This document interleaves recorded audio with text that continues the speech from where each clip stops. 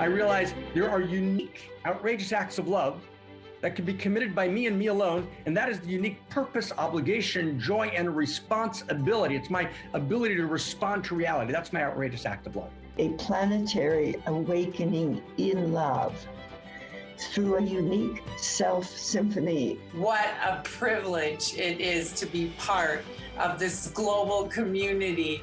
There's a voice within me that asks, who am I, right? Who am I in all of this? Each and every one of us has a unique gift to give that we desperately need.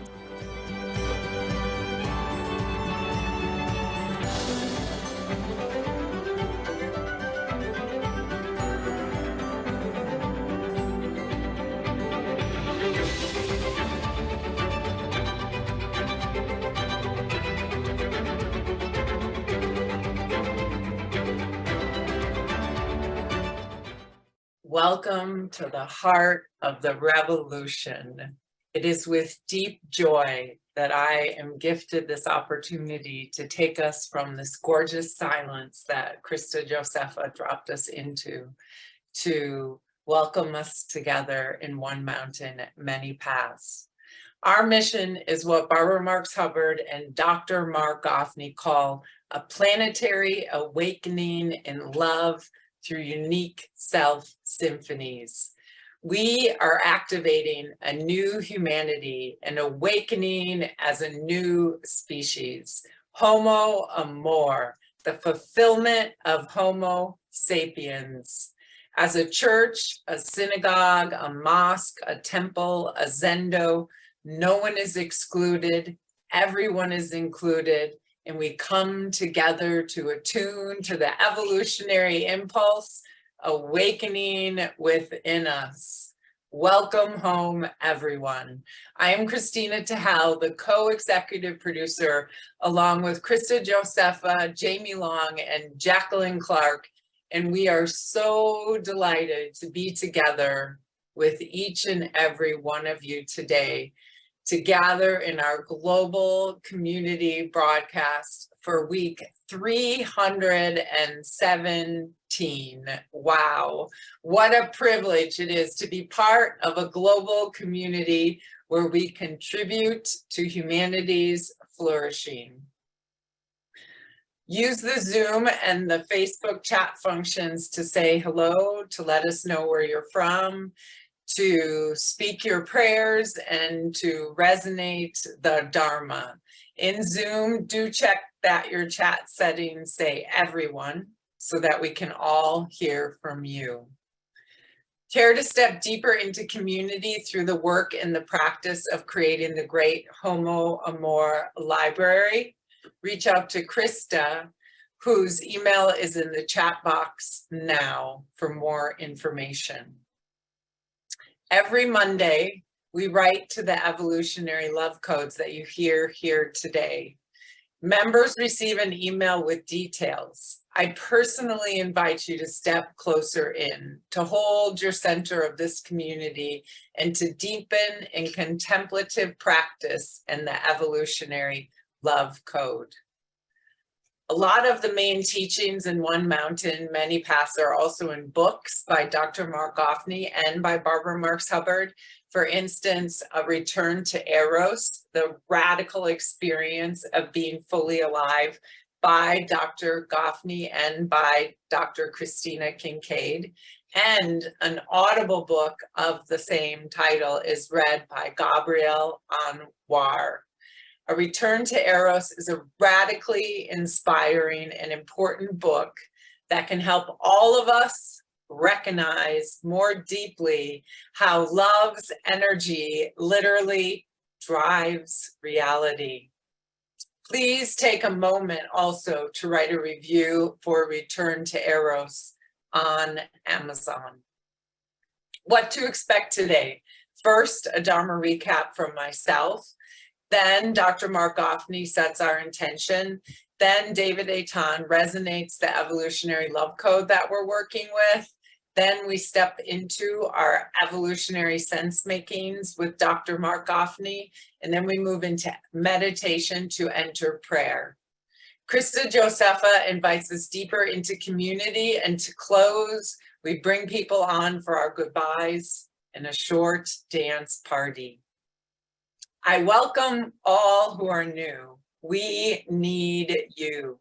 If this is your first time, these teachings do stand on their own, and every week builds on the previous weeks. We encourage you to listen to previous episodes. You will hear unique language. Trust the magic ways the language or Dharma comes through your understanding.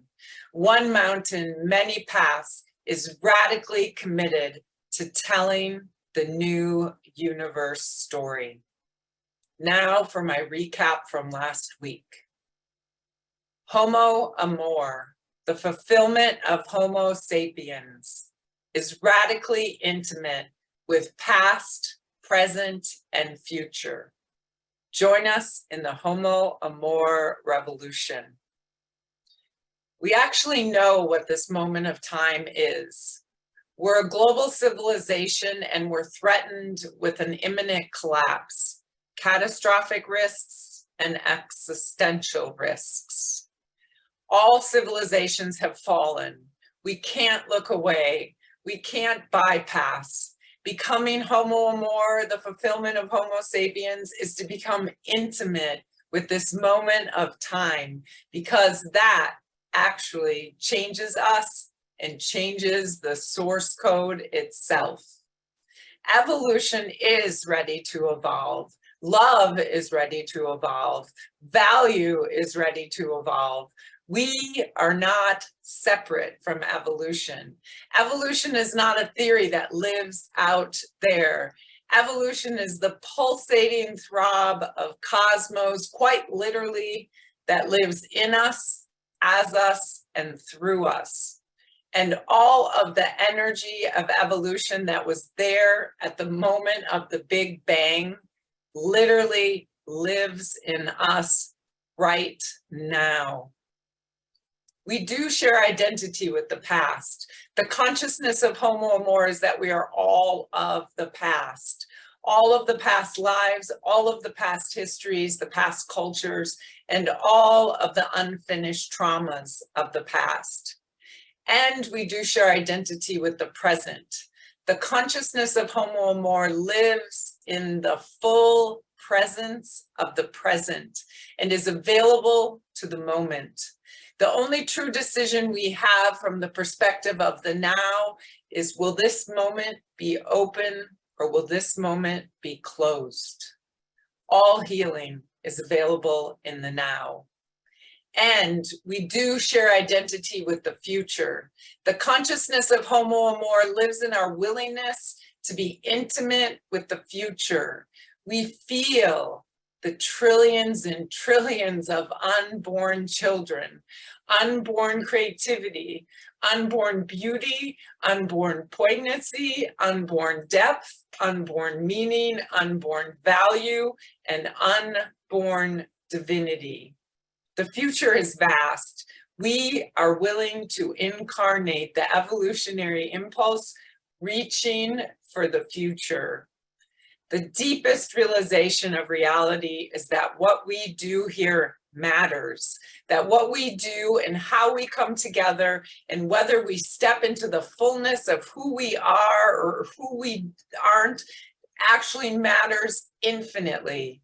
We are the face of the infinite. We are the face of the divine. God plus humanity equals more God, which means the fundamental equation of realization is that there's more God to come. Can you say that without crying tears of ecstasy and tears of pain at the possibility that we would murder God? All through history, there were people who looked at each other in the eye because they felt that something more was possible. There was more goodness, more truth, more beauty, more depth, and more justice, and more integrity that was possible. And that pulsing throb of evolution poured through the lips of these men and women, the heroes. They would look into each other's eyes just like we're doing right now, and they would say, revolution. Now, I invite us to more deeply enter into the holy and sacred space of one mountain, many paths, and I turn my word to you, Dr. Mark Goffney. Thank you, Christina Amelon, right? Yes. And revolution, right? Revolution, right? This is about standing for revolution. And the beginning of this revolution is the knowing of where we are at this moment in time. But before we go there, before we set intention, which is what we're about to do, I want to thank Christina Amelon for such a beautiful Dharma recapitulation. And what we do, and welcome if you're here for the first time, like welcome, welcome, welcome, welcome. And let's just pour some welcomes into the chat box. And we use the chat box actively if you haven't been here before. So we don't chat about other things. We stay focused. So we're kind of focused in a space in the center. We create this space, but we get to welcome each other. So first of all, let's just welcome anyone who's new. So just finding each other in the chat box, like mad welcome to anyone who's new. It's gorgeous to have you with us. We're madly delighted. Welcome, welcome, welcome. Okay, so that's one, like big, huge welcome. Two, we actually know that we're welcome. Welcome is everything. That's two. The second step we want to take is this notion of being welcome. There's one question we have to ask ourselves in Cosmos. Are we welcome? Is there a welcome sign posted on the doors of our lives? Is Cosmos delighted that we're here? Are we an expression of cosmic intention? And Cosmos welcomes us? Or are we strangers, errants at the gates of our own psyche? And ultimately, reality is a tale told by an idiot, full of sounds and furies signifying nothing. And the great realization of the interior sciences is the actual direct knowing that we are welcome. And so when we welcome each other, and we've talked about this, and we've done at least one or two or three full one mountains on this notion of being welcome. And we're actually going to put out a little mini book, Jeffrey, right, who's just joined us as a senior fellow artistic, editor, right, and doing, beautiful work, is working on a little mini book on welcome because it's so wildly important. But just for now, I want to say that when we turn and welcome new people, right, we're also welcoming the new part of us that's showing up, and we're welcoming the old part of us that's here, but we're speaking not in a social, psychological construct. We're speaking in a cosmic, inherent structure of reality construct. So can we just take a second and each of us speak for all of reality and turn to each other and just say, welcome, welcome. Let's just find each other in the chat box.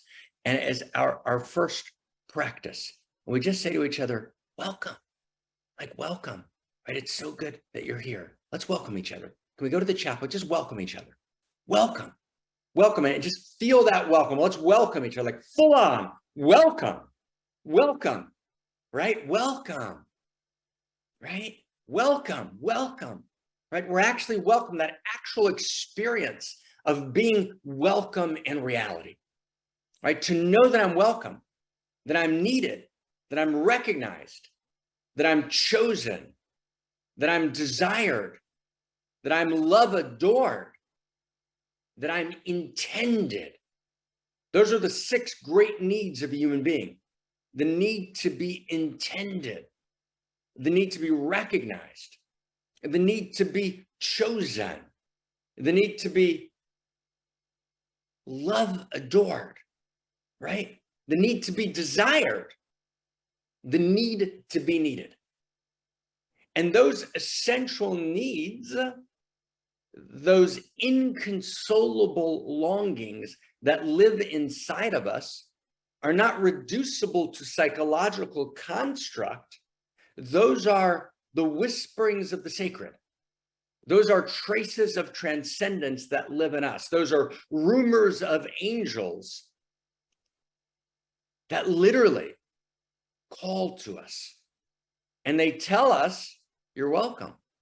The need, that essential need that we have that can't be satisfied by anything which is merely material and anything which is merely measurable, right? That desire for those immeasurable joys of being intended and being recognized and being chosen and being love adored and being desired and being needed, those tell us that that's the way it is. Those disclose ontology. My deepest longing, my deepest heart's desire clarifies the nature of reality. I don't know if you've ever spent any time, anybody here, talking to a fish, but I occasionally talk to fish. So whenever you talk to fish, fish never tell you when you're having a real intimate conversation with the fish. Okay, fish never tell you, I'd love to be on dry land. Wouldn't that be awesome? Never happens. Fish don't yearn to be on dry land, and babies don't yearn to not grow. They don't yearn to just stay static and not move and be fed. Babies yearn to grow. Babies yearn to communicate. Babies yearn to find. And we yearn to show up and know we're at home. Welcome home. And the cosmos is littered, strewn across cosmos are traces of transcendence, are signals of transcendence, are rumors of angels that tell us that we've actually never left, that we're always ever already home. And can you imagine, my friends, a world in which everyone knows that they're home? So welcome home, everyone. Welcome home. But it's not enough. And that's really what we're doing here. That's when we say revolution. When we raise our fist in clenched joy, but also in clenched power, but not the power of domination, but the power of those who say we're not living in a world, we're not willing to live in a world in which everyone's not welcome. We're not willing to live in a world in which every man, woman, and child doesn't know that they are welcomed by cosmos and an expression of the deepest value structure of reality itself incarnate in an irreducibly unique way in you, as you, and through you. So we're here. Let's set our intention. We're here at this moment of metacrisis. There's a metacrisis in the world of a kind that's never existed before. We have a global civilization. We know that every local civilization has fallen, but we haven't healed the structures, the Achilles heels that caused them to fall. And now we have a global civilization. And number two, we have exponential technologies. Exponential technologies and all vectors of living that capacitate us to destroy reality. And we stand before three possible dystopian futures. One is extinction. The other is not extinction, but a kind of collapse of systems. And the third is a stagnation. And each one of those looks somewhat different, and we'll spend one mountain talking about the difference between those three, but they're all dystopian in the extreme. So we're poised before dystopia, but we're also, my friends, poised before the beginning of a utopia. And utopia is never static, it's always evolving. But we're poised before utopia. We're poised between utopia and dystopia. That's what we call a time between worlds, right? It's a time between stories. And in this time between worlds, in this time between stories, we turn to each other and we say, welcome. And we say, we're going to stand for the future. We're going to be intimate with the future. We're going to share identity with the future. We're going to stand for the unborn. And we're going to stand for the present, for every human being and every living being alive today. And we're going to stand for the past because the past has passed its baton to us, and all of its unfinished business quite literally depends on us. And we're going to be a spiritual, ethical society of activists who are not willing to look away. And our response to the metacrisis is going to be very specific. We understand that every global challenge, every single global challenge, requires global coordination. And global coordination requires global resonance. We have to resonate with each other, because if we don't have global resonance, then we can't have global coherence. So global challenges require global coordination. Global coordination requires global coherence. Global coherence requires global resonance. We, as music, resonate with each other. We're part of the same score, part of the same symphony, part of the same melody. Global resonance requires global intimacy. And we're facing a global intimacy disorder. So we have to heal the global intimacy disorder. And the only way you heal the global intimacy disorder is we begin to articulate, for the first time in world history, a shared story of value. Not a story of value owned by one people, not hijacked by one ethnocentric expression or one religion or one country or one geography, but actually a global and ultimately a galactic.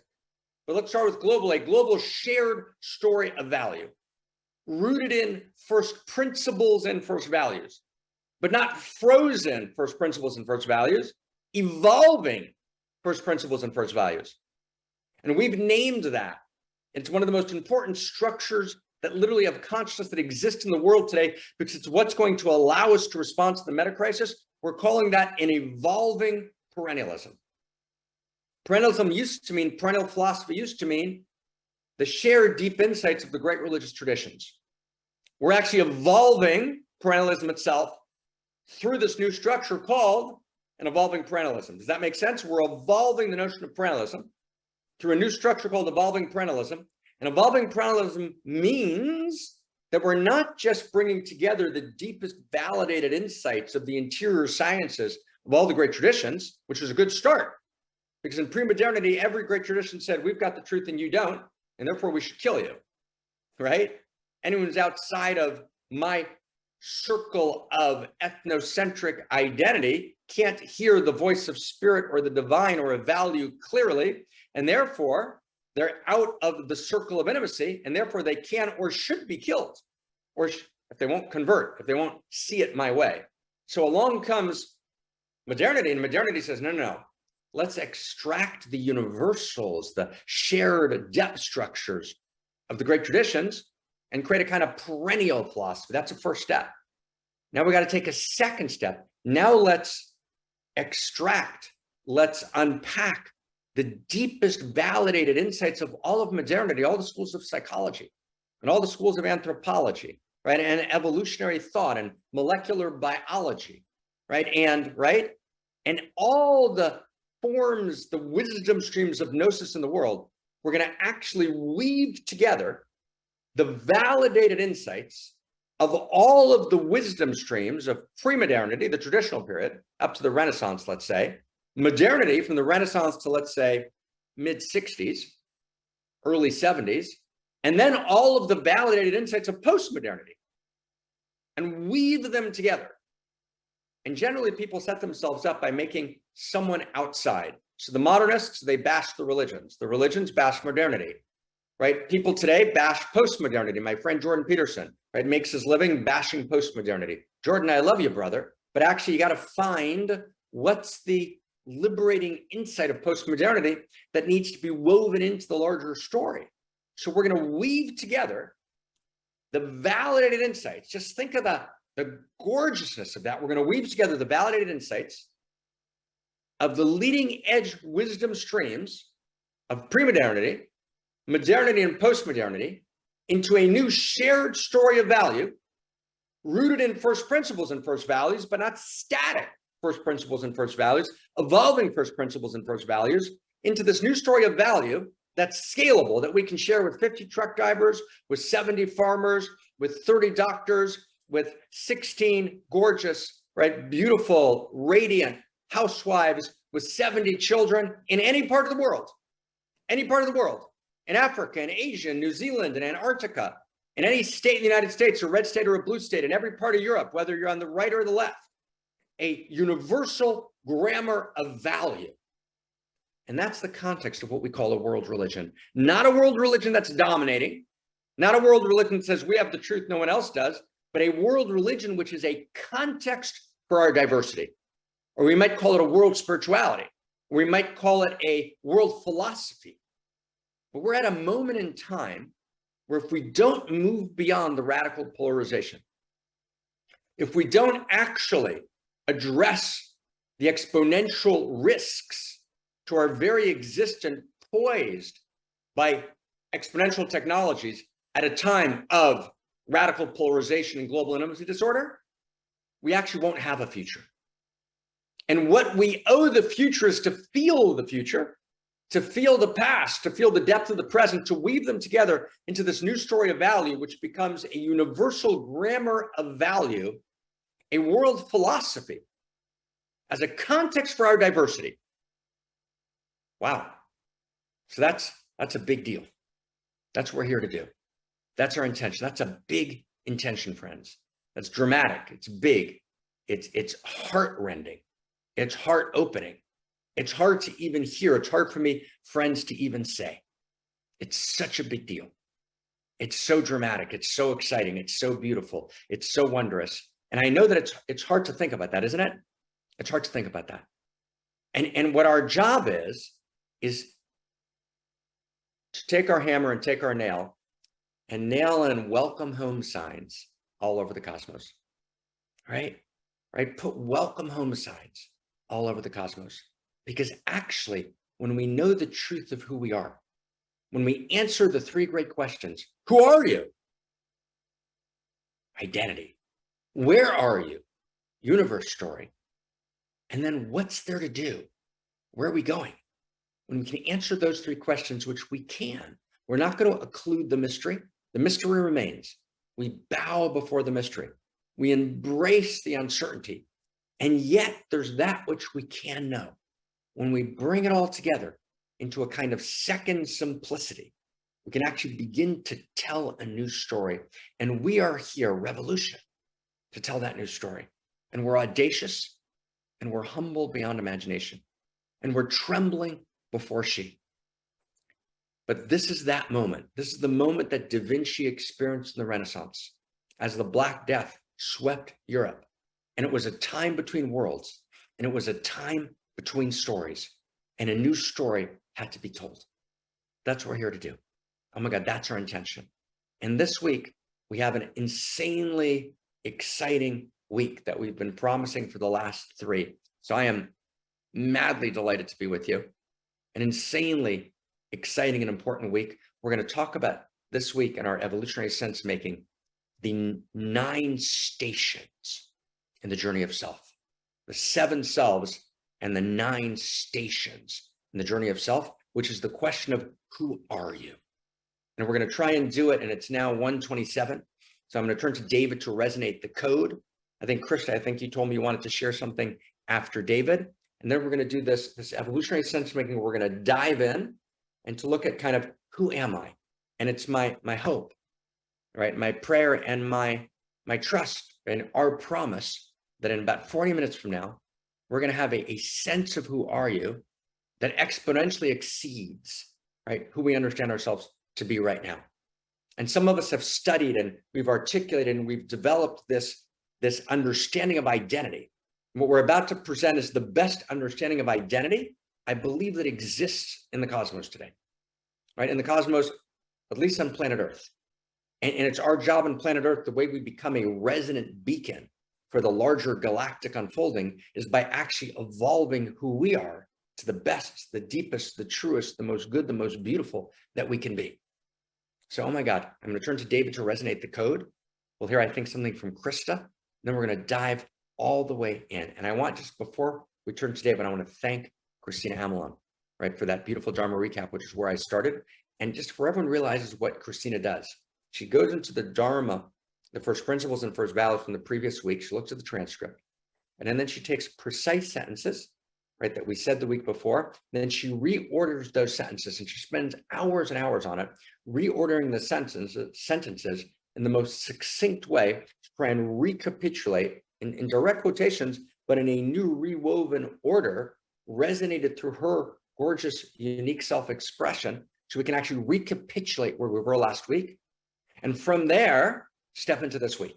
So the Dharma recapitulation is an essential part of what we do. And then to create the space to open us, right? So to actually practice, to find our way in, Krista starts at 1:45, 15 minutes before the hour. And we do chant. Chant is a practice in all the great traditions, which actually allows us to enter into the inside of the inside, to the Holy of Holies, to the Sanctum Sanctorum, to the depth of the depth, to move out of monkey mind, to move out of, right, the surface, because the opposite of the holy is the superficial, and to move into the depths together where there's unbearable joy and unbearable goodness. And so thank you, Krista, and then thank you, Christina. And I turn with great joy to David to resonate the code. Here we go. Yes. Thank you, Mark. Wow, the way that you told that story of how all the weaving can be done, right? We're weaving these principles from all the great traditions, modern times and post-modernity. It's just calls to my heart. And I think that we're all feeling that pulsating, right? That yearning. So this code today is also something that calls to the heart in our journeys to show us the possibilities of who we can become, who we can realize we are. So this is this week's Evolutionary Love Code. Human life is not an event. It is a journey.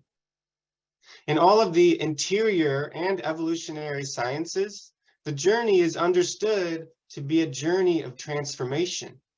In the most advanced understanding of the human journey, there are 9 stations of transformation. These are what we can also call the 7 selves. The journey through these 7 selves, or 9 stations, to the best of our understanding, is the purpose of the human life in the manifest world. So our human life is not an event, it is a journey. In all of the interior and evolutionary sciences, the journey is understood to be a journey of transformation. In the most advanced understanding of that human journey, there are 9 stations of transformation. These are what we term the 7 selves. The journey through the 7 selves, to the best of our understanding, is the purpose of the human life in this manifest world. And so before we turn to our evolutionary sense-making, I will turn it to Krista. Krista, take it away, sister. Thank you, David, for resonating that code so beautifully. And I can't wait to dive into the topic. But thank you for just giving this moment to me, because I just want to celebrate something really beautiful together here right now. In the recent period, we published 2 beautiful podcasts featuring Dr. Mark Gaffney and the beautiful Dharma, the new story for a new human that we're articulating here every week. And the first podcast that was with an amazing author, entrepreneur called Aubrey Marcus. And he says about this podcast, this is perhaps the most paradigm shifting podcast that I have ever recorded. This conversation in every sense of the word is mind blowing. And the second podcast that launched yesterday is with a professional martial artist and podcaster, Kyle Kingsbury. And he says, I am without words. This is my favorite episode of all times, with possibly one of the favorite people I've ever met all time, Dr. Mark Gaffney. He has founded a think tank with the greatest minds on earth, and he is putting together something that is like nothing else. Now, I'm sharing this because the most exciting part about this is that we all here as a Unique Self Symphony are invited to play this larger game together. So I just want to ask you all, we'll put the links in the chat box, go and watch these beautiful conversations, share them with your friends, and invite your friends to watch them and to come here to One Mountain every week, of course, where we have these beautiful sense makings with Dr. Mark Gaffney. But also, and to put it actually in Kyle's words again, he says, we have the honorable service of bringing Mark's work to the world. And in my opinion, nothing could be a greater service.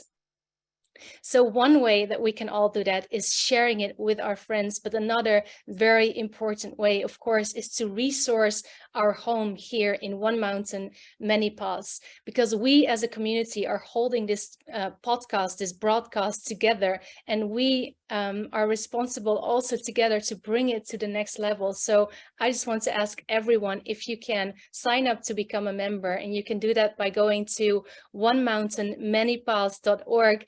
And the best thing about that is that you are actually participating in the evolution of culture and consciousness itself, but also you will get access to 9 beautiful self-study courses with Barbara Marx Hubbard, with Dr. Mark Goffney, that you can study whenever you want. So please go ahead and sign up. And thank you so much for this time. And with that, I give my word to you, Dr. Mark Goffney.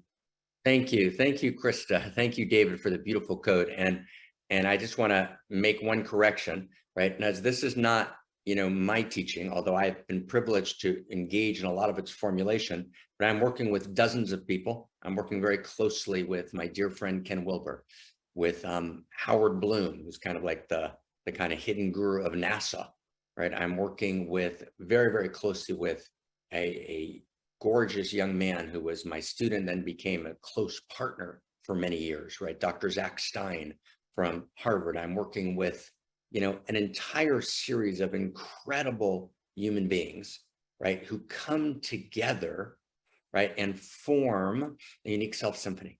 And there's different people in the symphony. My friend Kirsten Zohar, right? Who's been with us for 10 years and who's held with such elegance, with such grace, so many pieces, both in the Dharma and in the art of creating the structures, and who's now our editorial director of the Great Library, right? And is doing a stunning job, right? And her name is Zohar, which means radiance. She's quite literally radiating. And I could talk about right now 20 different people, right? And then 30, and then 40, and then 50.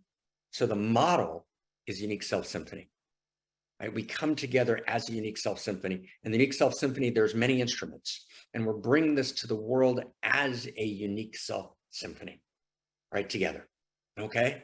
So let's see if we can do this. Okay. And let's make Da Vinci proud. And because we need to be Da Vinci in this generation, but we need to be Da Vinci exponentialized. We need to move way past Leonardo, right? And actually create this new renaissance. Because the alternative is dystopia.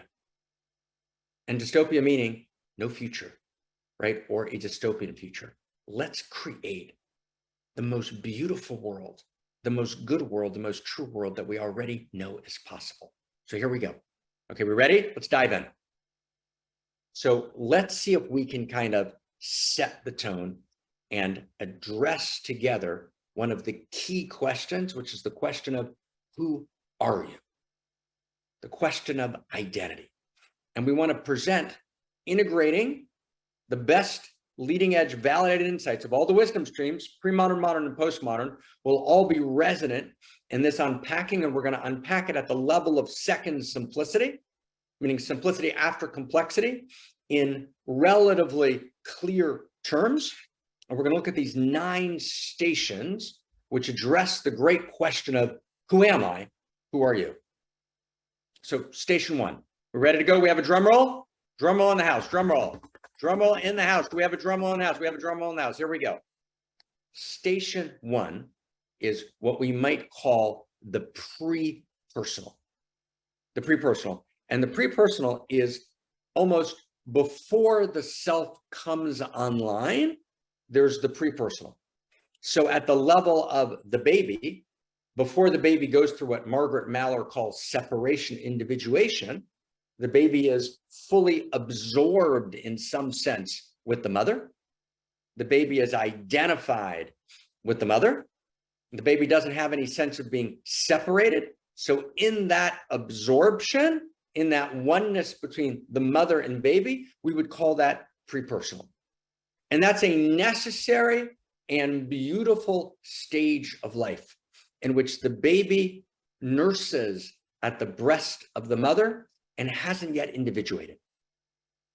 Now, when you arrest on that pre-personal space, you get distortion, you get pathology.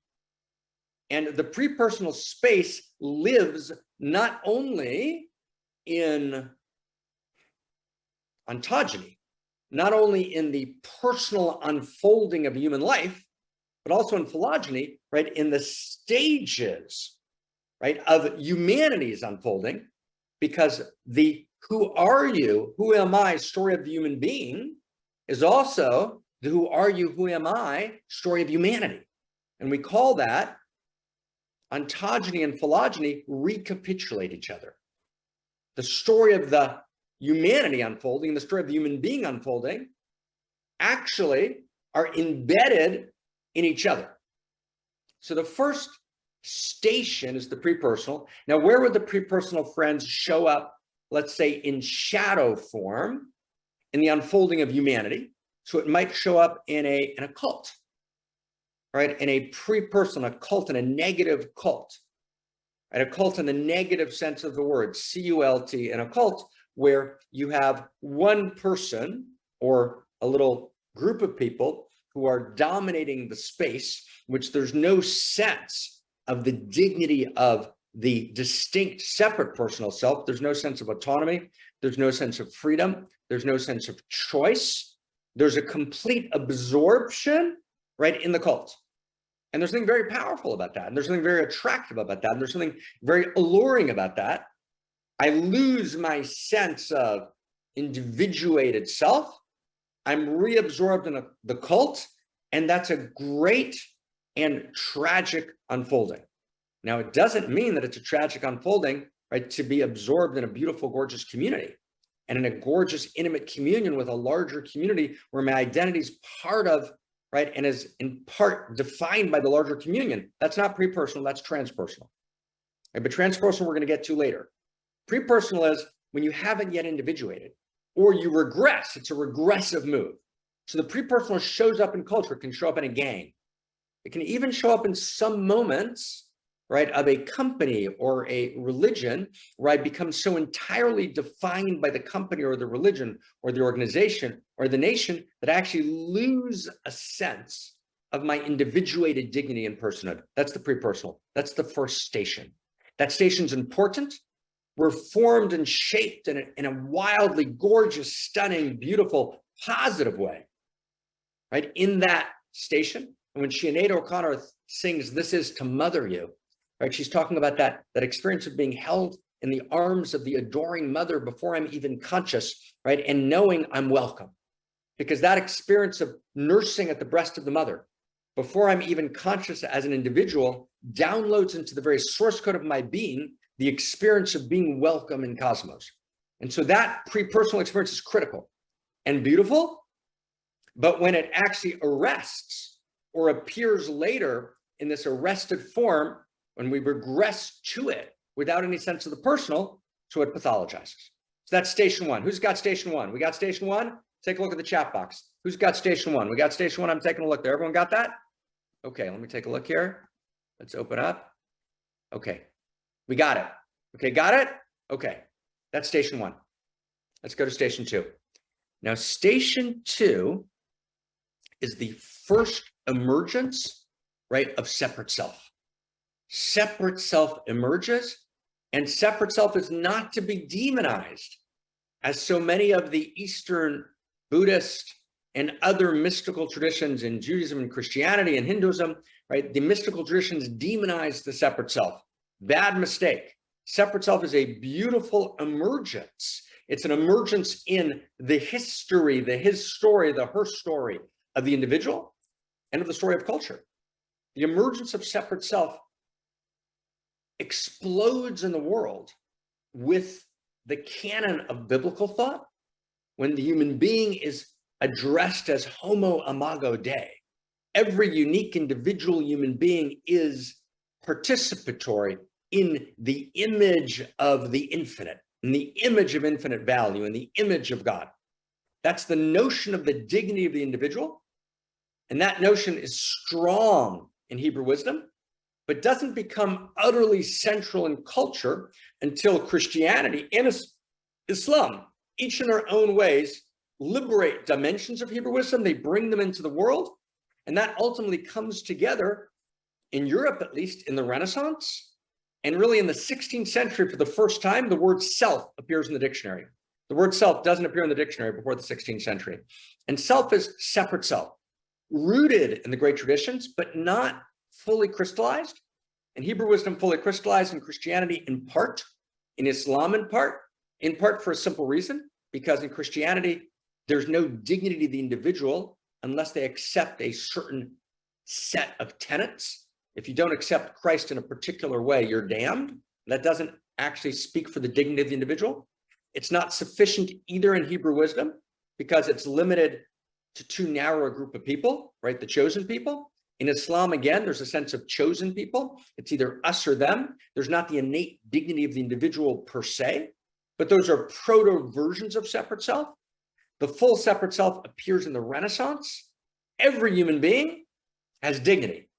Every human being, independent of the larger context, simply as a separate self, has dignity. That's the emergence of the modern citizen, the modern separate self. And separate self is real. Separate self, if I want to say it in kind of classical nomenclature, separate self is a real construct in the mind of God.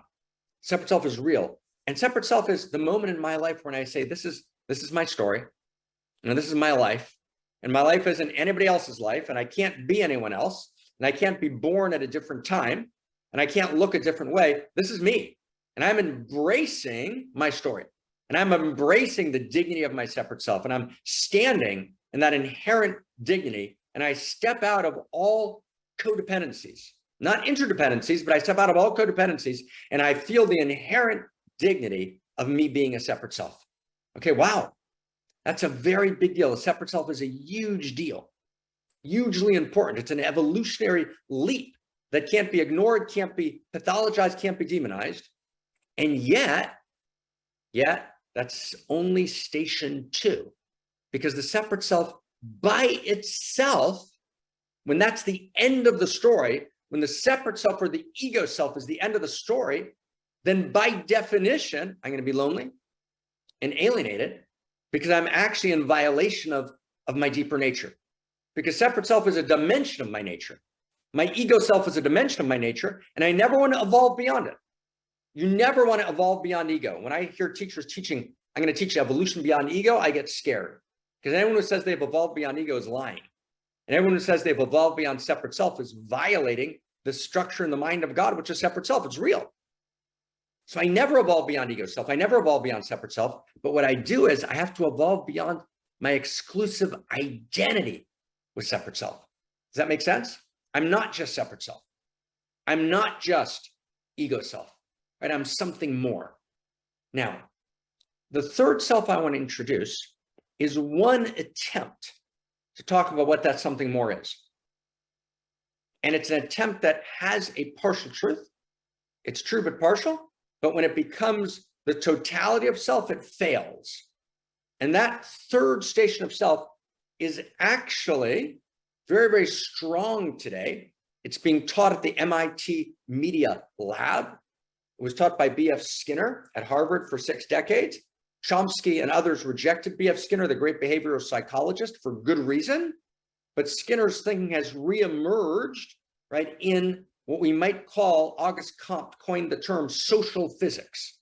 And social physics is actually the theory that underlies the entire webplex that pretty much everyone on this call participates in.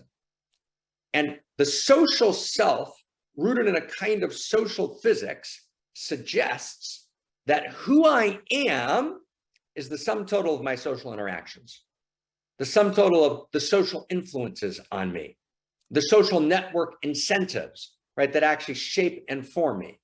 And so the web is built around those likes and views, right? And this kind of complete bubble in which I'm defined by this very tight network of social interactions, which can actually undermine my sense of being a separate self, undermine my autonomy, right? Actually define the web, undermine my free will. I actually become the object of manipulation through social nudges and social cues. And there's an understanding that lines the webplex. And Mark Zuckerberg pretty much believes this if you study him carefully. It's his default belief. And Larry Page and Sergey Brin over at Google pretty much believes this. And Nadella over at Microsoft pretty much believe this. And they're all influenced by a guy named Alex Pentland, who's the MIT Media Lab, who very clearly believes this and has articulated it in probably 200 papers. And he has dozens and dozens and dozens and dozens of doctoral students who've all achieved their doctorates and have started companies embedded in the techplex. The sense that who I am is not a separate self, I'm a social self. I'm the sum total of all my social interactions, and I'm defined by social cues and social pressure. That's the social self. Now, that's not wrong. I'm absolutely impacted. The social self is part of who I am. I'm not just a separate self. I'm not just autonomy. I'm my autonomous separate self, right? The value of separate self is autonomy. The value of social self is communion, but they ignore each other. Actually, autonomy and communion have to live together. So let's take a look. Our third station is what we're calling social self. Social self exists throughout history, but it's now becoming the dominant self in the techplex, whether it's in China, and China's social credit system is built on a version of a totalitarian version of the social self, or whether it's the United States, which has its own oligarchy of techplex, what I would call techno-feudalists, that are also selling a non-totalitarian, non-overtly totalitarian, a non-Orwellian version of the social self, but actually one that's actually equally insidious, that equally undermines free will, that equally undermines the inward space of meaning, right, in which the glory and nobility of self is formed.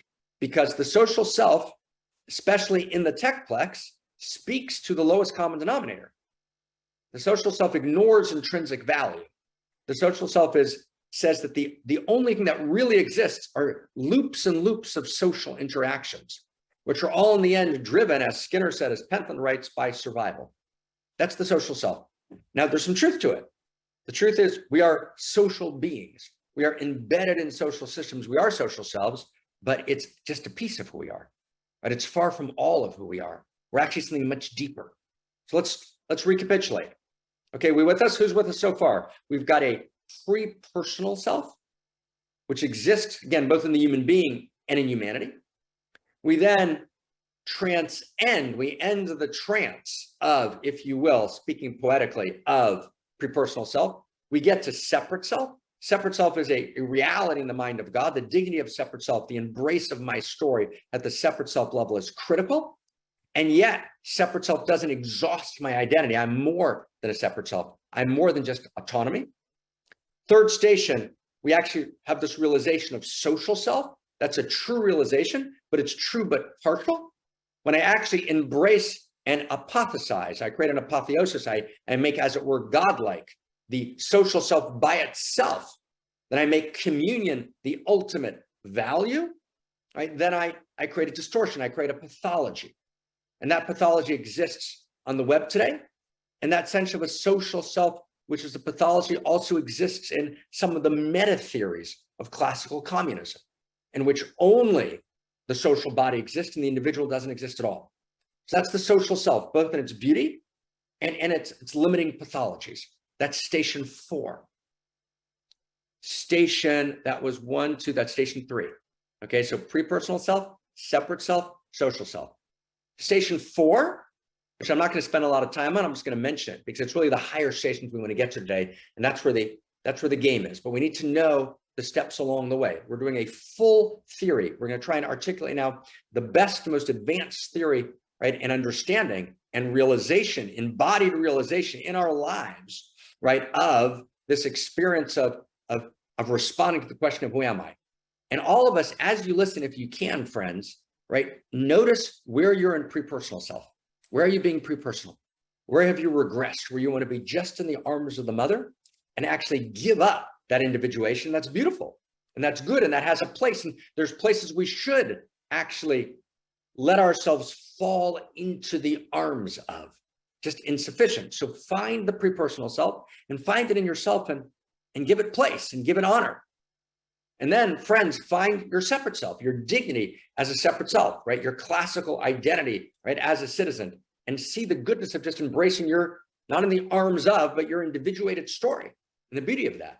And then see in your life, where am I a social self? And to what extent am I? What's the truth of that, where I'm the sum total of my network of social influences and why that's beautiful and why it therefore matters what social context I locate myself in, and why that doesn't exhaust me, and why I have to be careful to actually find a deeper, strange attractor, North Star of value, so that I don't get ultimately defined by my social self, which actually pathologizes me. Those are the first three stations, right, of self. Pre-personal, separate self, social self. 4, which I think we're going to talk about briefly, is false self. And false self is a distortion. It's the distortion of either separate self or the distortion of social self. So in some sense, we've already addressed false self. When I'm only a separate self, when that exhausts my identity, that's a distortion that becomes false self. When social self becomes, in the Alex Pentland techno-feudalist MIT Media Lab formation, when my social self becomes the sum total, I'm the sum total of materialistic social interactions, that's a distortion of social self. That's another version of false self. A third version, just so we can get it, this is station 4, a third version of fourth self, a third version of false self, a third version of false self.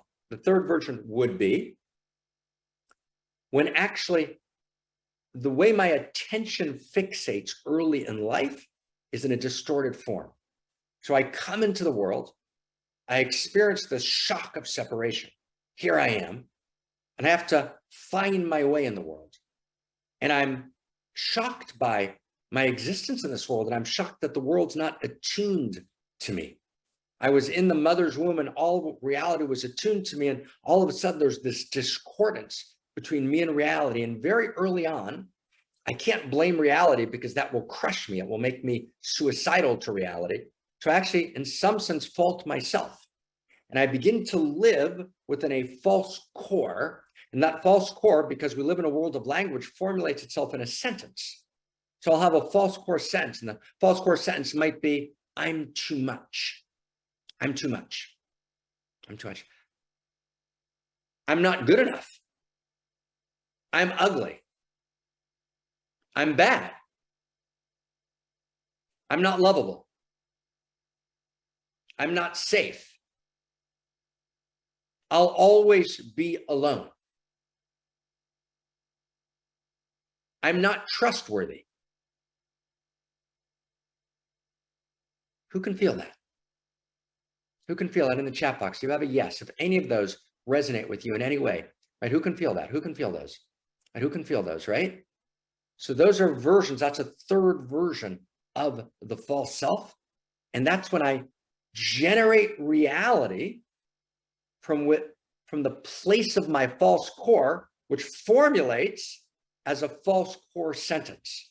And as long as I'm creating and generating my reality from within that false core sentence, my reality is going to be distorted.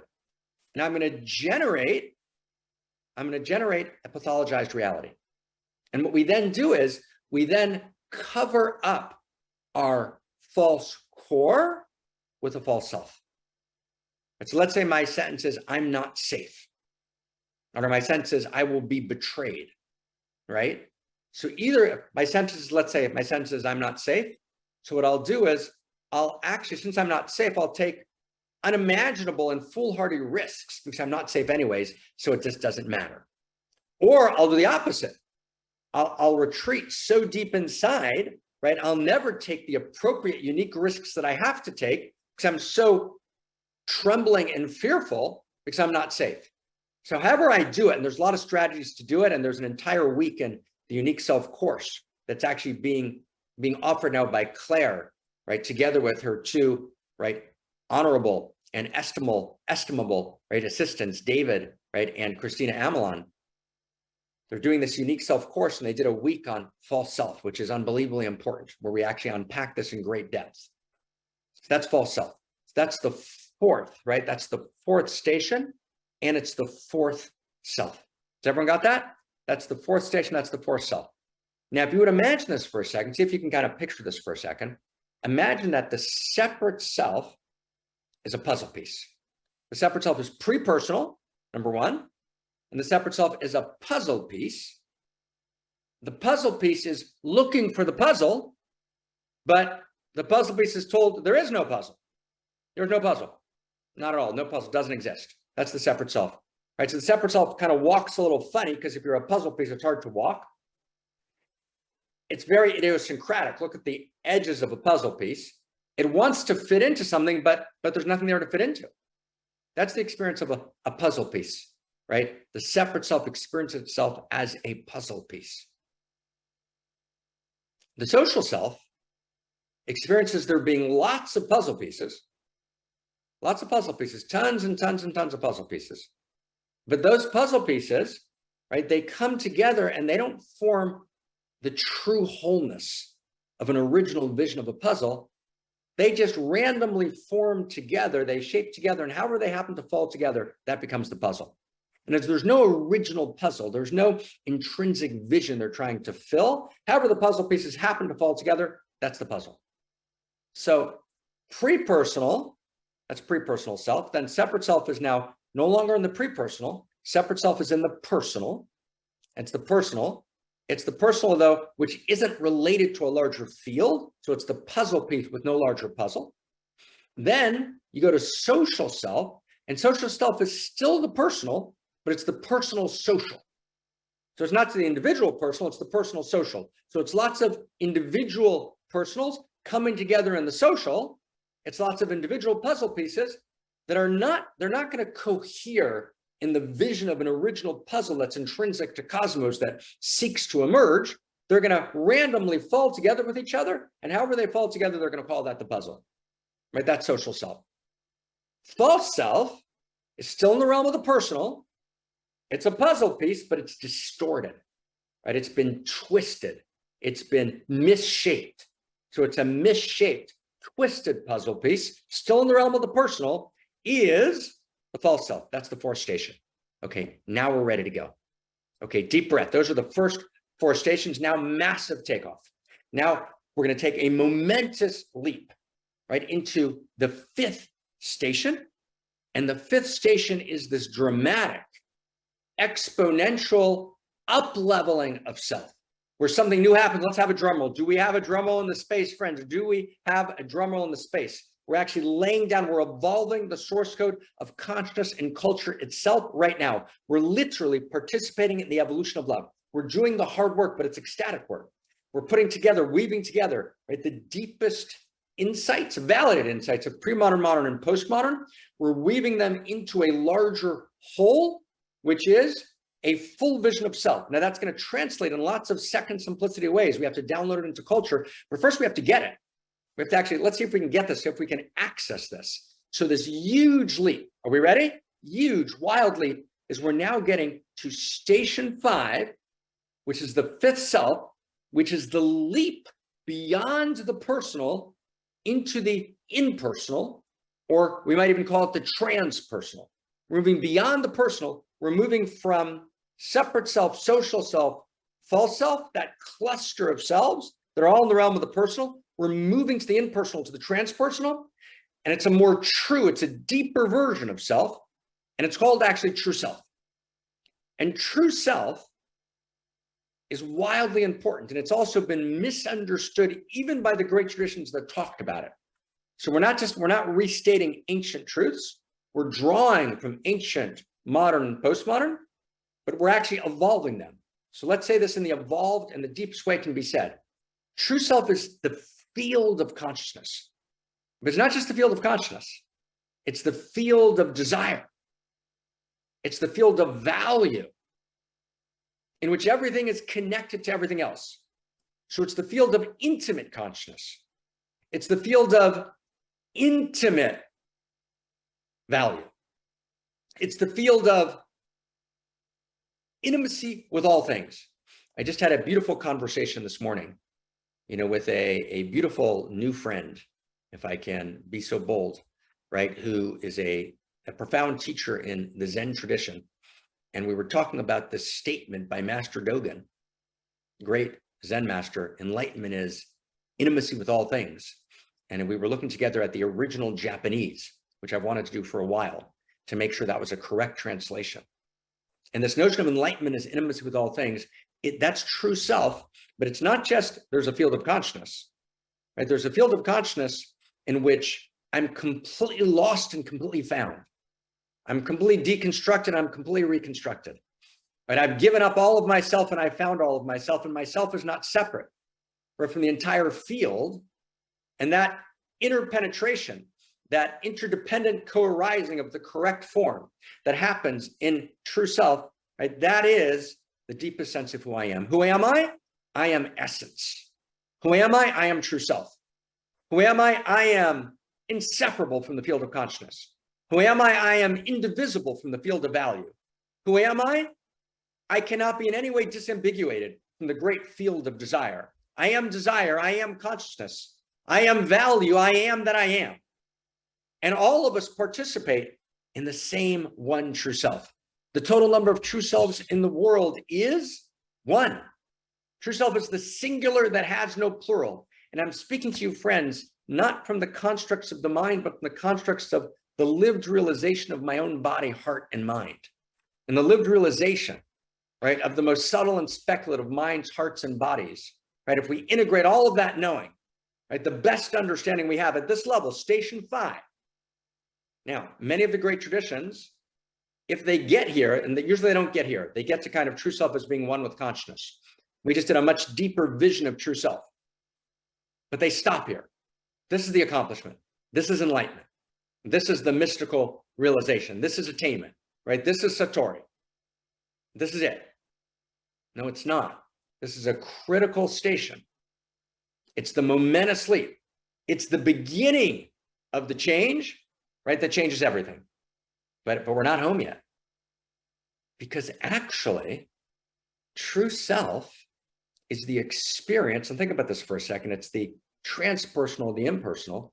If you think about it in terms of the puzzle and puzzle piece image, true self is the sense of there's a puzzle, it's one whole, there are no separate puzzle pieces. 1 second, you think there are puzzle pieces? You see these lines separating, there seems to be puzzle pieces, that's an illusion. Die on the cushion, sit, meditate, or however you practice whirling dervish, and you will realize that there is no separation at all, doesn't exist. There is no distinction, there is no uniqueness, right? Those are all illusions. We're all part of the same one self, one field of consciousness. That is precisely true and not true. And when you claim it as a whole truth, you devastate the human body, heart, mind, which is what mystical traditions have done forever. Because actually, friends, there is no true self any place in the manifest world. Doesn't exist. Actually, every true self sees through a unique set of eyes. And uniqueness is not separateness. Separateness is a reality of a cosmos. We're supposed to have an experience of separateness. Separateness is a true reality, which is a real experience, but ultimately, separateness dissolves. Ultimately, Einstein wasn't wrong when he said separateness is an optical delusion of consciousness. But after separateness dissolves, and I realize I'm indivisible from the field of true self, from the field of one consciousness, and one heart, and one desire, right? One love.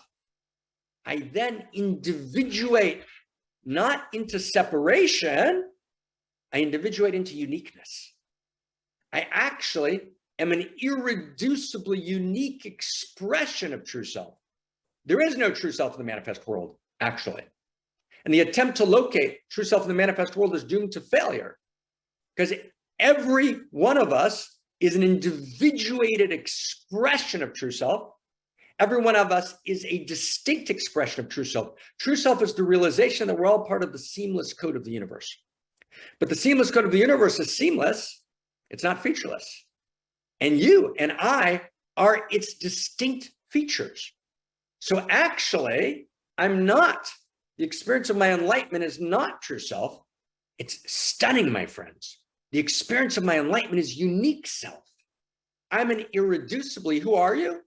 You are, I am. Who are you?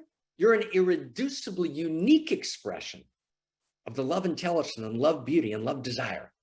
That's the initiating and animating eros of all that is, that lives in you, as you, and through you. That never was, is, or will be ever again, other than through you. Can you feel that? And as such, you have an irreducible, unique perspective, and you incarnate an irreducible, unique quality of intimacy that come together to foster your unique gift that allows you to respond to a unique need in your unique circle of intimacy and influence. Right? Right? Like, oh my God, that's unique self. Right? There's the beautiful apocryphal story of a child, and the teacher asks the children to draw trees. And the teacher comes over and looks over the child's, shoulder and says, you didn't draw my tree, you're drawing a purple tree. And the child says, yeah, I did. Right? And the teacher says, but there's no purple trees. Right? And the kid says, yes, there are. I just drew it. The teacher says, but I can't see it. And the child looks and says, isn't that a shame? Right? Right? Everyone's got a purple tree. Everyone's an irreducible, unique expression. And that irreducible, unique expression is not your talent. It's not your talent. It's not your gift. It's not your Myers-Briggs test. It's not your personality test. It's actually the field of value, the field of consciousness, the field of desire. That's the Holy Trinity. Value, desire, and consciousness. Those fields uniquely individuated in you, as you, and through you, as the intention of cosmos. That's your unique self. So your unique self, my friends, which is the sixth station and the sixth expression of self, your unique self, right, is a puzzle piece that completes the puzzle. So the puzzle piece that completes the puzzle is located as home. The puzzle actually holds the puzzle piece. And the puzzle piece intimately fits gorgeously and perfectly. And as the puzzle and the puzzle piece merge, there's this gorgeous explosion. Oh my God, yes, yes, yes, right? I'm completing. I'm needed. Only my idiosyncratic puzzle piece can complete this puzzle. And that is the experience of unique self. So we have the first station is pre-personal self. Second station, separate self. Third station, social self. Fourth station, false self. Fifth station, true self. Sixth station, station number 6. Everyone got this? Unique self. Now, the 7th station I'm going to talk about just for a moment, and it's not a quality of self, right? It's actually a quality of consciousness. It's a distortion, if you will, of self. It's a distorted quality of self, and that's what we call unique shadow. And unique shadow, and it's related to unique wound, although they're not the same, but every person has a unique way in which they're wounded, and everyone has a unique expression of shadow. And it's the way my story wounded me is my unique wound. It's the trauma of my life. That's my unique wound. That's one part of this next station, right? Of this 7th station. And then there's my unique shadow. But my unique shadow is not, people understand usually shadow as being like Robert Bly defines it in his book called The Little Book of the Shadow, which gets it exactly wrong. In which shadow is your jealousy, your rage, your contraction, your anger. That's not shadow. Those are shadow qualities. Shadow is the part of your light which is not visible. So light, your light or your illumination or your enlightenment is the expression of your unique expression of true self. Your unique self, your unique story. But now your story's coming on board again. Right now in this place of unique self, we're not in just the personal, we're in, now stay close for a second, okay? We're in this new structure of consciousness. So if pre-personal is where we start, then we get to separate self, which is personal. Then we get to, let's say, true self, which is normally understood as impersonal, right? So then when you go to unique self, now you're the personal beyond the impersonal. So you're back at the personal. right? It's the personal again. Unique self is absolutely radically intimate and personal, but it's the personal after the impersonal, right? So the distortion of that. So if you're personal, your unique self personal is your light. Ner Elohim Nishmat Adam. The candle of the divine is the soul of the human. So we are, it's why light is such an important image. The sense of being enlightened, the sense of being illuminated means I am a unique frequency of light. I'm a unique frequency. I'm a singular frequency of light. So imagine there's a circle.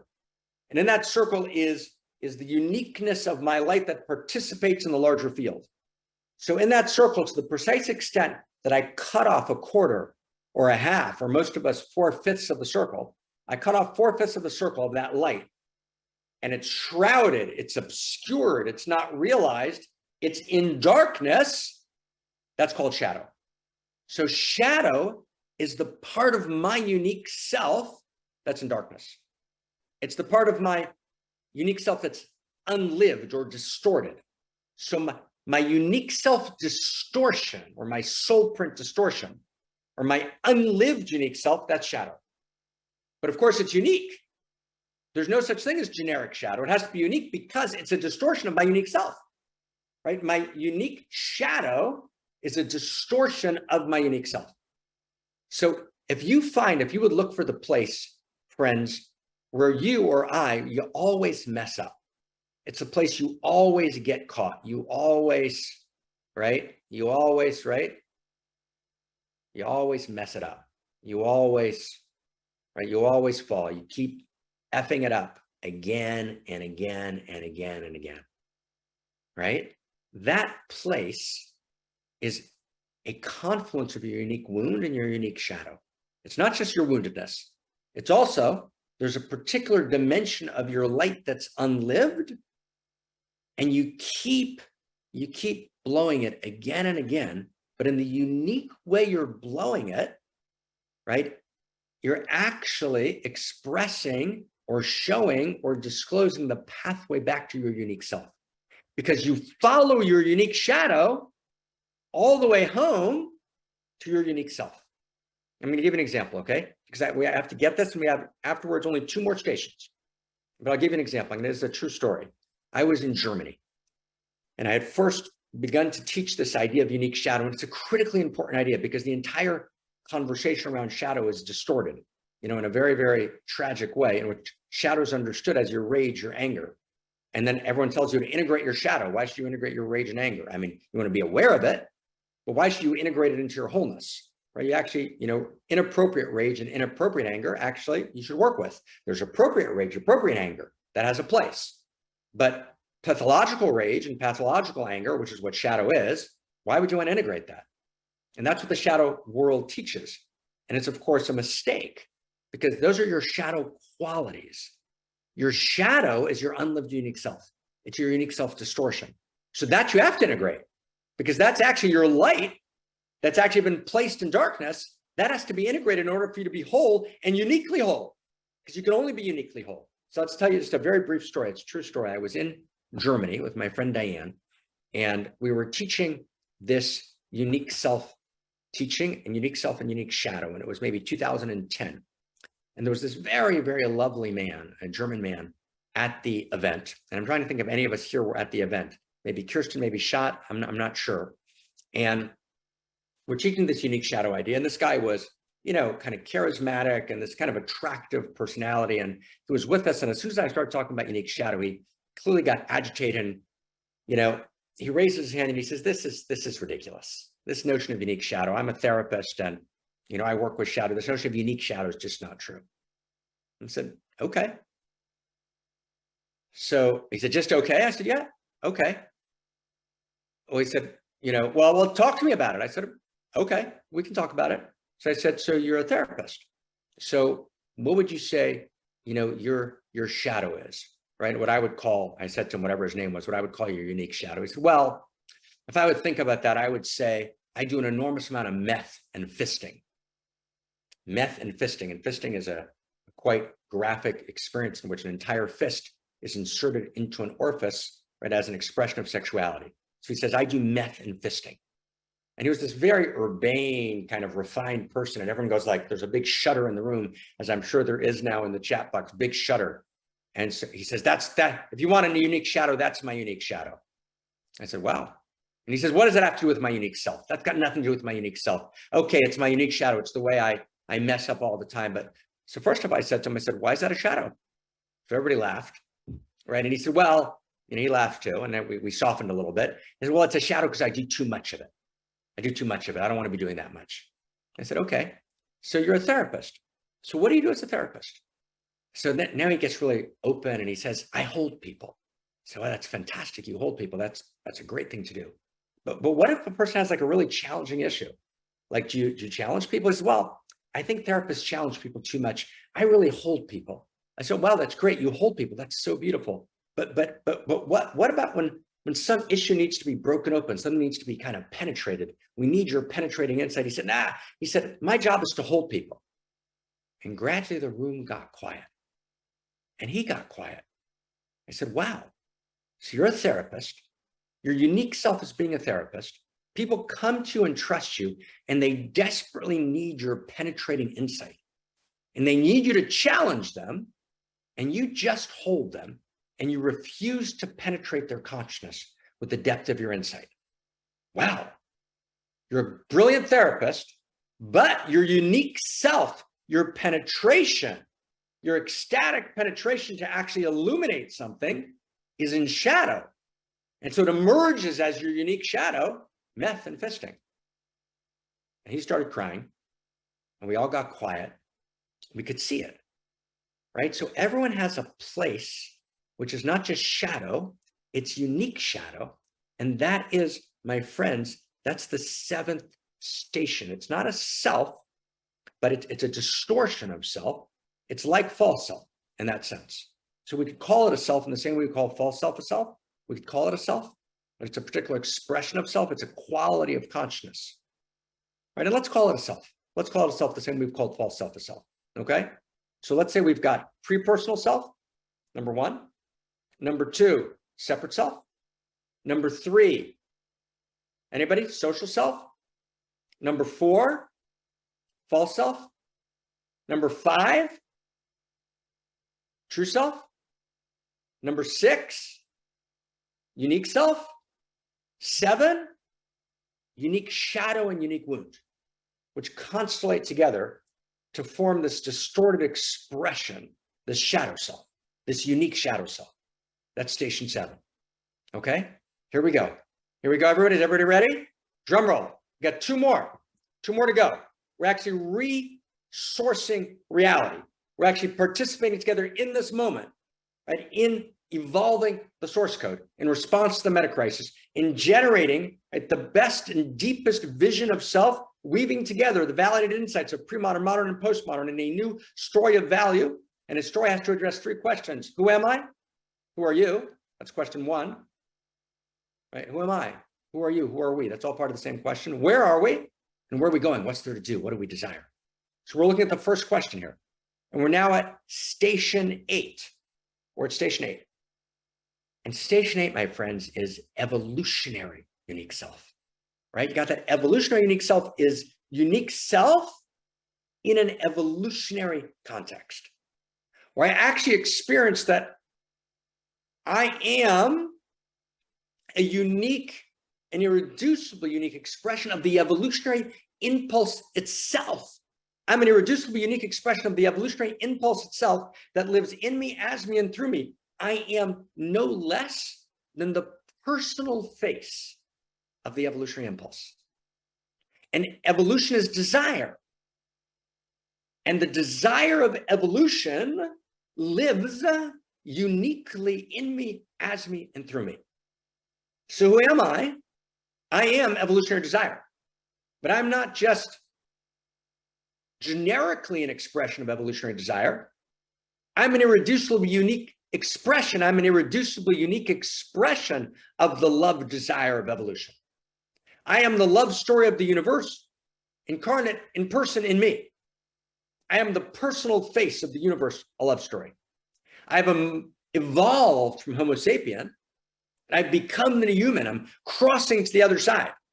I become homo amor. Homo amor is when I've crossed the other side. Now I'm homo amor. I'm an irreducibly unique expression of the evolutionary impulse itself. All of evolution throbs in me. All of evolution pulses in me.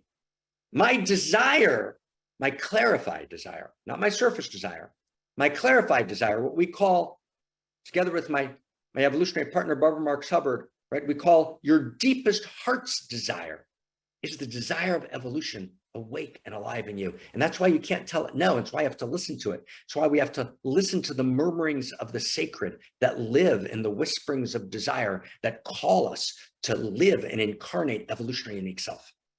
An evolutionary unique self is not just a puzzle piece that completes the puzzle. Evolutionary unique self is a puzzle piece that actually evolves the puzzle. There's more puzzle. The puzzle expands, it gets deeper and wider and more good and more true and more beautiful. That's evolutionary unique self. Evolutionary unique self stands for the core equation of the new story of value, which integrates the best of pre-modern, modern, and postmodern. And that core equation, which we talked about last week, which Christina Amelon recapitulated this morning, infinity plus finitude. Finitude, the manifest. This world, the evolutionary world, the world of becoming. Infinity plus finitude equals more infinity. Now, the rules of logic can't wrap around it, but actually translogic does. It's a lived realization, right? It's the truth of paradox, that in some paradoxical sense that you can actually realize in your own body, you can actually find this in your own body literally right now. Find your own sense of yourself. Do you matter? You do. What do you think about all the time? Yourself. Why? Because you're a narcissist? No, because when you're thinking about yourself all the time, you're eavesdropping on infinity thinking about you. Because you are infinity becoming more of itself. God plus you equals more God. There's literally more God to come. Infinite value plus your unique incarnation of value equals more value. You are quite literally more God to come. You're more value to come. There's more goodness and more truth and more beauty when what? When you clarify. You clarify. I was talking to my friend and partner, Zach, this morning. So I said to Zach, right, when there's more Zachness in the world, there's more God to come. Or when there's more Kirsten Zoharness in the world, there's more God to come. When there's more Suzetteness in the world, there's more God to come. When there's more Jamie-ness in the world, there's more God to come. When there's more Kristenness in the world, there's more God to come. When there's more Benjamin-ness in the world, there's more God to come. When there's more Claire-ness in the world, there's more God to come. When there's more Shot-ness in the world, there's more God to come. When there's more Jacqueline Lilith in the world, there's more God to come. Right? When there's more Christina Amelon-ness in the world, there's more God to come. Does everyone understand? When there's more Terry-ness in the world, there's more God to come. When there's more Tom Renee in the world, there's more God to come. Right? That's actually quite literally how it works. When I clarify my story, this is now not my story at the level of separate self, which is the level of the personal. I get from the personal to the impersonal. At the impersonal, I'm true self. I leave my story behind. And then I rise to the personal beyond the impersonal, which is my unique self. And then my unique self in the evolutionary context. And then my story comes back online, roaring back online.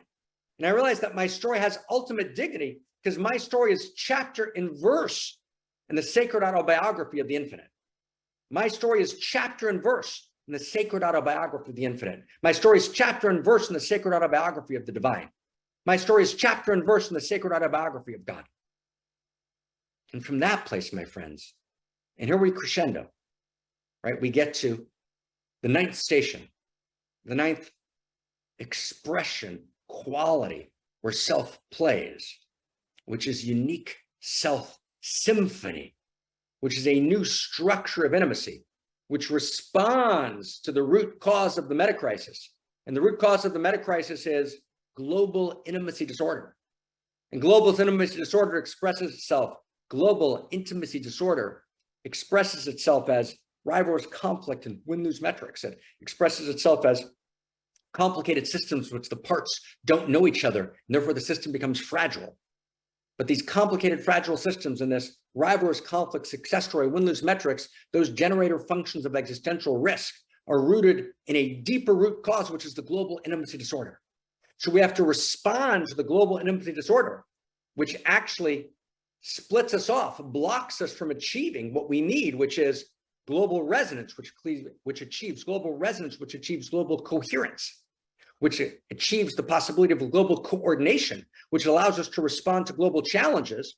So how do we actually get to that place? How do we realize that? We have to overcome, we have to solve, we have to resolve at a higher level of consciousness the global intimacy disorder, which means we need to generate a new structure of intimacy. And a new structure of intimacy can only come from the deepest new structure of self. Because intimacy means intimacy between selves. Now here's the last step, okay? Last step. Separate selves can't create intimacy because they're ultimately separate.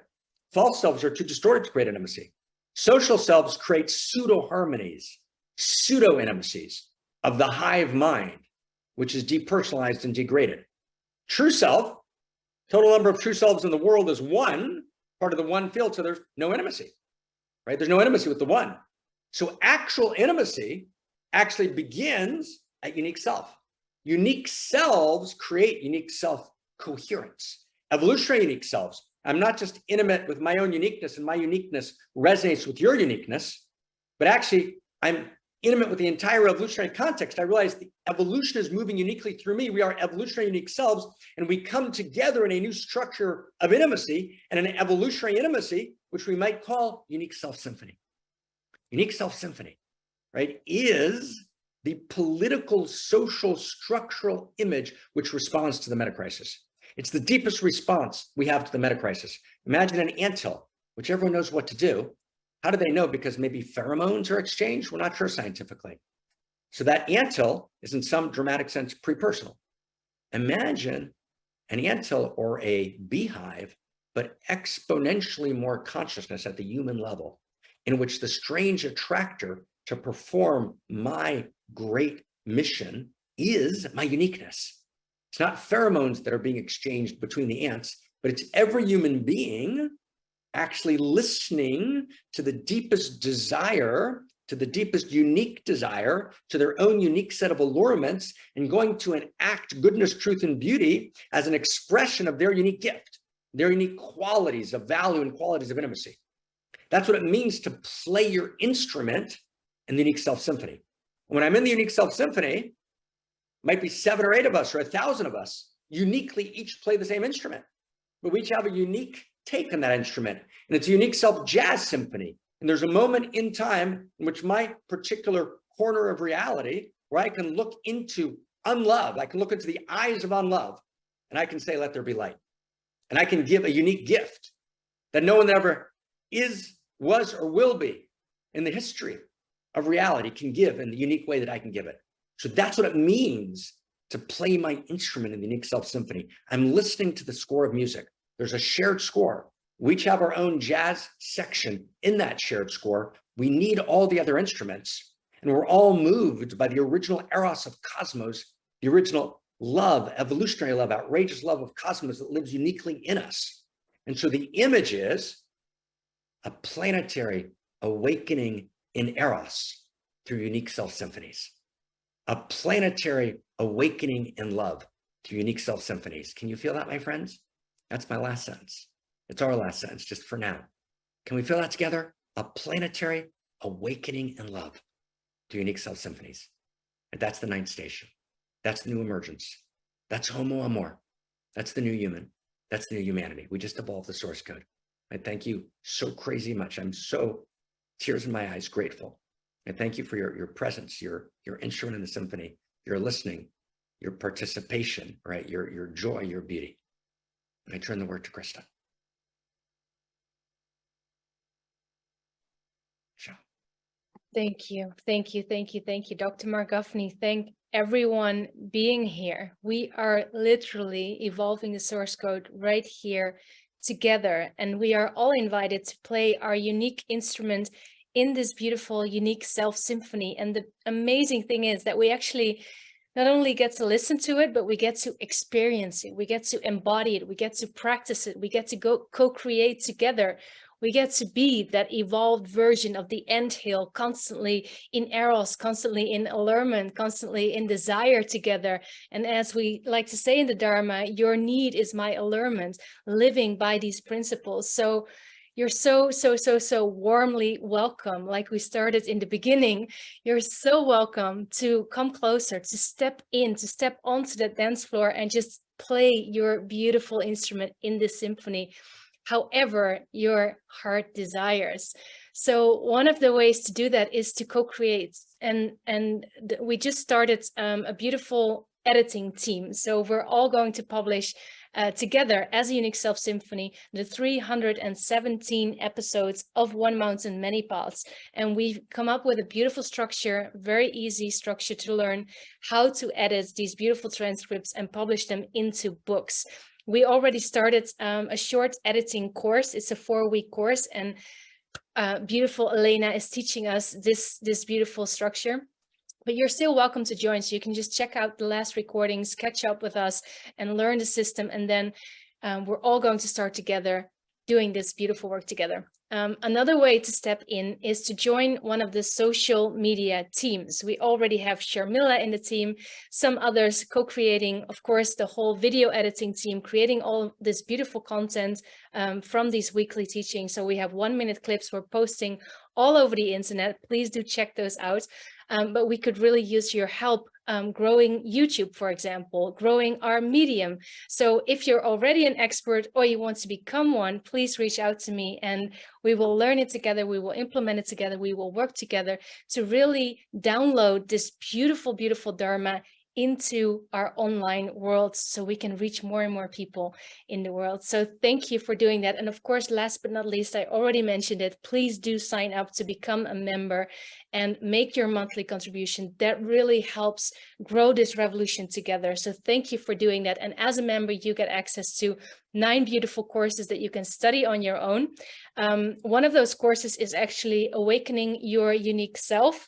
So a lot of the teachings, the basics of today are also in that, so you can deepen your study of that. But as we could hear today, there is so much evolution of this amazing unique self theory. So we decided to actually start a course in January together with Dr. Mark Gaffney to really unfold this beautiful unique self Dharma together. So you're welcome also to join there. But the Unique Self online course is a beautiful way to prepare yourself for that course. So make sure that you signed up for our email list. If you're on onemountainmanypaths.org, you can leave your email address and that way you will receive all my emails so you don't miss a thing. So now we're going to close as we always do with a beautiful little dance party. What we're going to do is invite everyone, as it's technically called, to promote as panelists. And that way you can turn on your camera, put everyone on gallery view so we can all see each other. We'll turn on some music, we'll dance, and we'll blow this party out. Thank you so much for your attention and can't wait to see you again next week. Thank you, thank you, thank you, thank you, thank you.